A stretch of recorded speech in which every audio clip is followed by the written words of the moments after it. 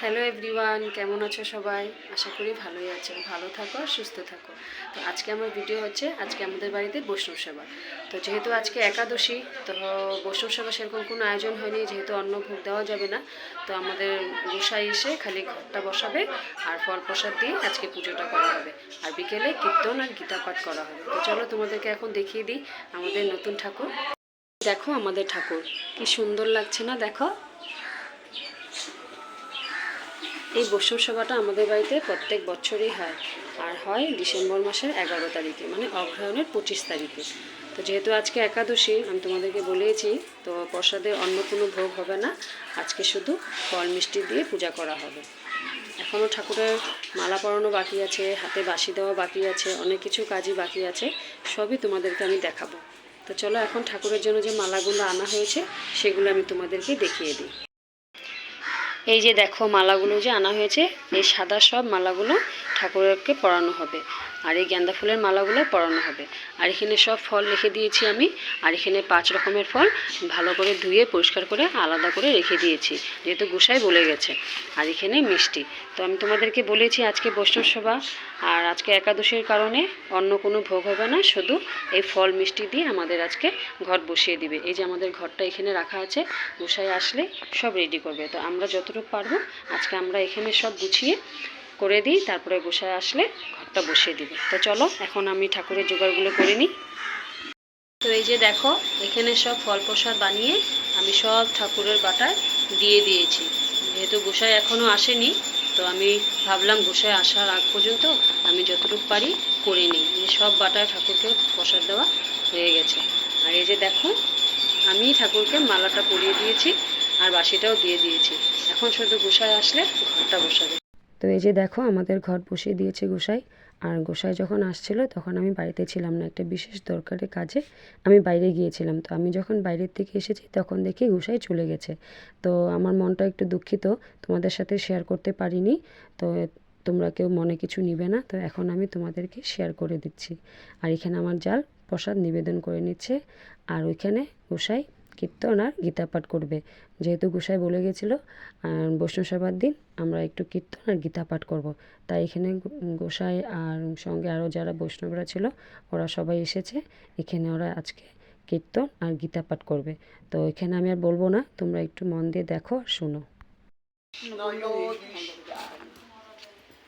এই মতো হইয়া যে কৃষ্ণ নাম উপজয় সাধুর বেশি ডাক, সাধু থাকতে হবে ক্ষমাগুণ দয়াগুণ। ওই যে বলছে সাধু কেমন হতে হবে, ওই যে বৈষ্ণবের প্রণামের মধ্যে দেখতে পাবে কি বলছেন সাধু কেমন।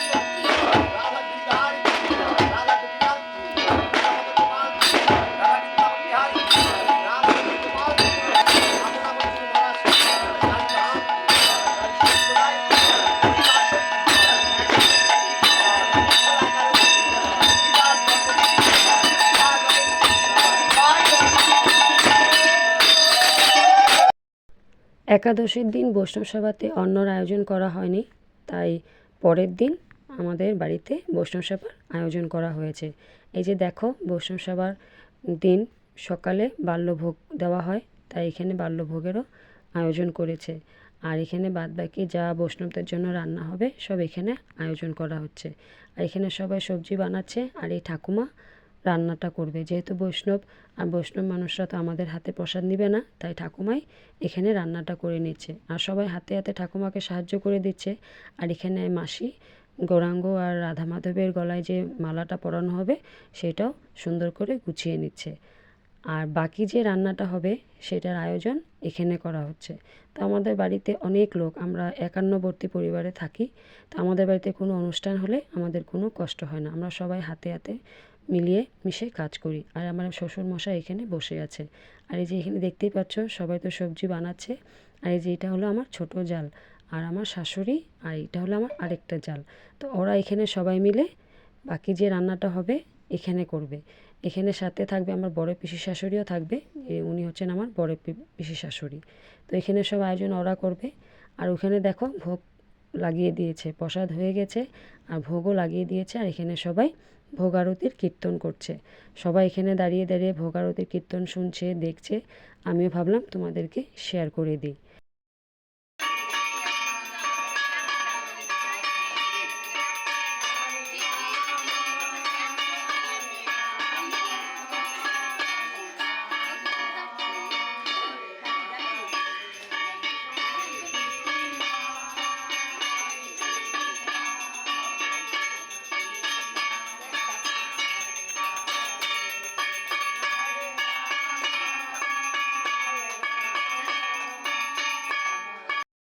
আর এই যে দেখো এখানে ভোগ, তোমাদেরকে একটু ভোগ দর্শনটা করিয়ে দিলাম, তোমরাও ভোগ দর্শনটা করে নাও।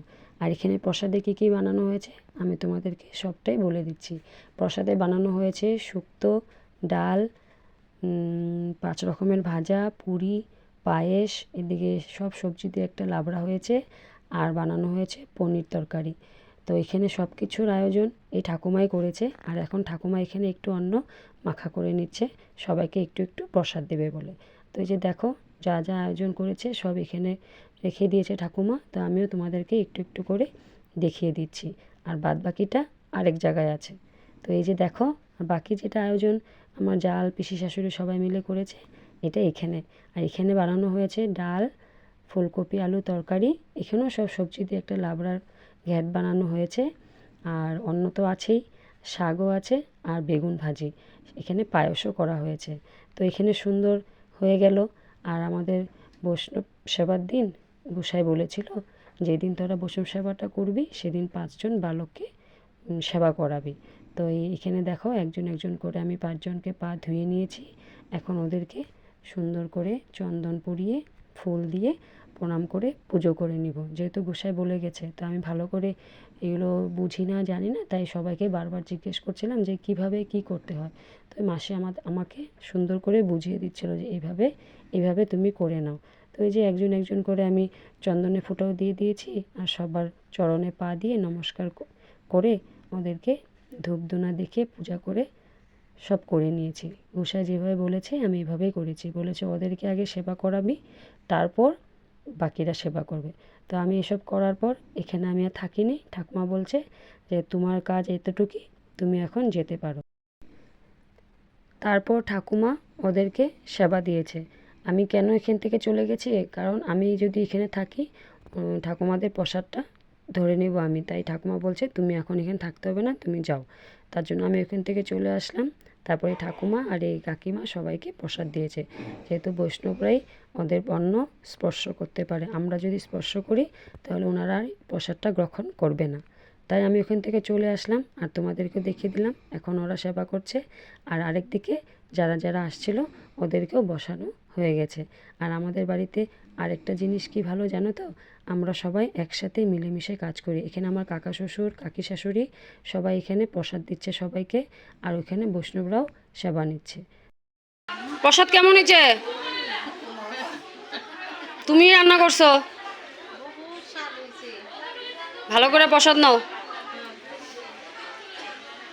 তুমি এত কষ্ট করে আয়োজন করছো, তুমি এখন ভালো করে সেবা গ্রহণ করো।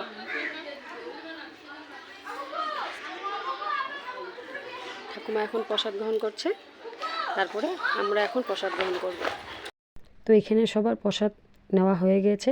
তো আমি আর বসে প্রসাদ নিইনি, আমি মাখাই নিয়েছিলাম, ঠাকুমাকে বলেছিলাম মাখা রাখতে। তা আমি যখন প্রসাদ নিচ্ছিলাম আমার ননদের বড় এসেছে, তো ওকে অল্প খাইয়ে দিয়েছি। আর এই যে দেখো প্রসাদ খাওয়া হয়ে গেছে সবার। তো পূজার একটা অনুষ্ঠান করলে বাড়িতে অনেক কাজ থাকে, তো সেই কাজগুলো আমরা সবাই মিলেমিশেই করি। এখানে আমার কাকি শাশুড়ি জাল ওরা সবাই মিলে বাসন ধুয়ে নিচ্ছে। আর এদিকে দেখো আমার আরেক জাল মন্দির সুন্দর করে ভালো করে মুছে পরিষ্কার করে নিয়েছে। আর আমরা একসাথে মিলেমিশে কাজ করি বলে আমাদের কোনো কষ্টও হয় না, আমরা কোনো অসুবিধাও বুঝি না, তাই আমরা একসাথে মিলেমিশেই কাজ করি। আর আরেক জাল এখানে যেটা আরেকটা রান্নার আয়োজন করা হয়েছিল ওখানে রান্নাঘরটা ও পরিষ্কার করে নিচ্ছে। তো সবাই আমরা মিলেমিশে সুন্দর করে কাজ করি। আর এখানে আমি বাসনগুলো যে ধোয়া হয়ে গেছিলো আমি সুন্দর করে একটা একটা করে জল ঝরিয়ে দিচ্ছি, কারণ জল থাকলে তো বাসনগুলো রাখা যাবে না। তো যাই জলটা ঝরে গেলে বাসনগুলো আবার সুন্দর করে গুছিয়ে রেখে দিব। তো আজকে তো আমার দিনটা খুবই ভালো গেল, আশা করি তোমাদের ভালোই লেগেছে।